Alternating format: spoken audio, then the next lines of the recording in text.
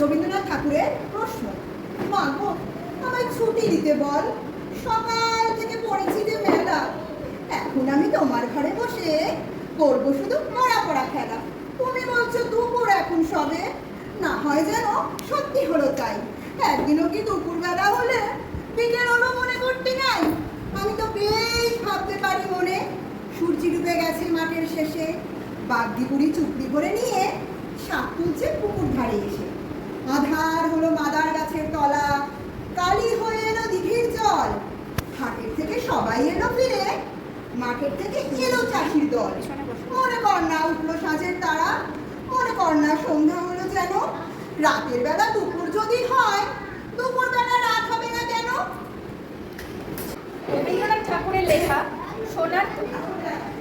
গগনে গরজে মেঘ, ঘন বরষা, কুলে একা বসে আছি নাহি ভরসা।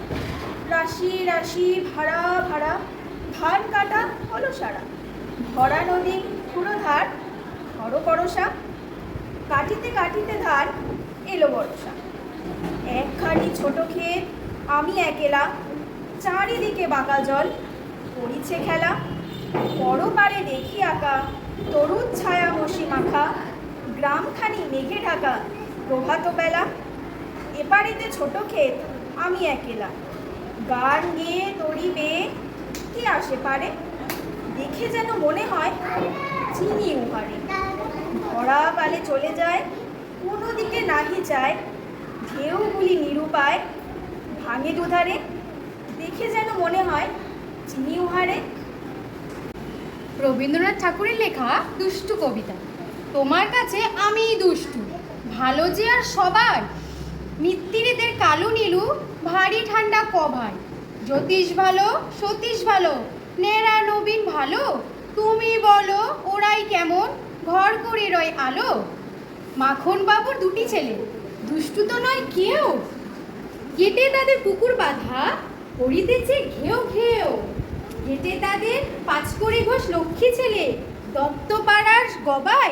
তোমার কাছে আমি দুষ্টু, ভালো যে আর সবাই। তোমার কথা আমি যেন শুনিনে কখনোই, জামা কাপড় যেন আমার সাপ থাকে না কোনোই।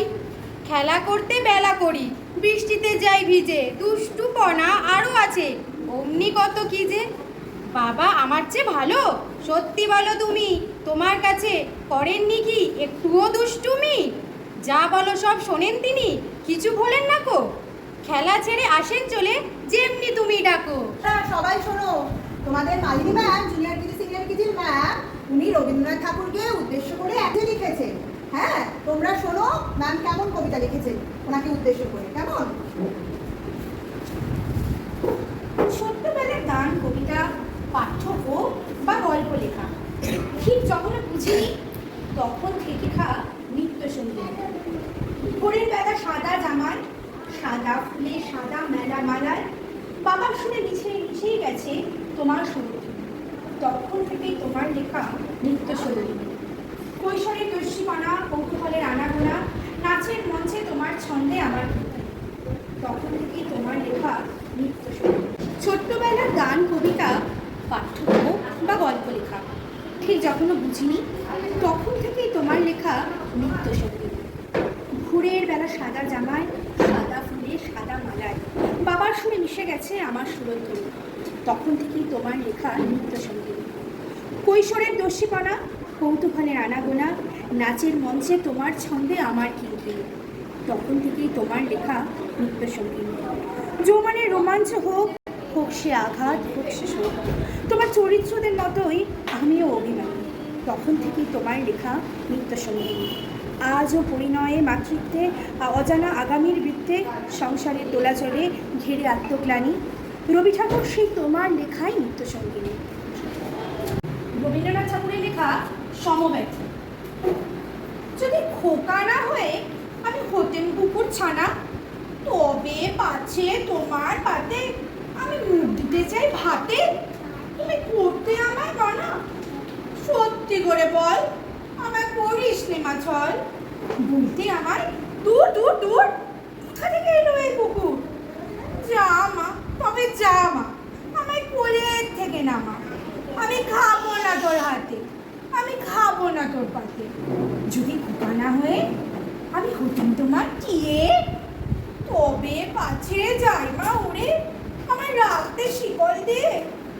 সত্যি করে বল, আমায় করিস নে মা চল, বলতে আমার হতভাগা পাখি শিকল কেটে দিতে চাই রে ফাঁকি। তবে নামিয়ে দে মা, আমায় ভালোবাসিস নে মা, আমি রব না তোর কোলে, আমি বনেই যাবো।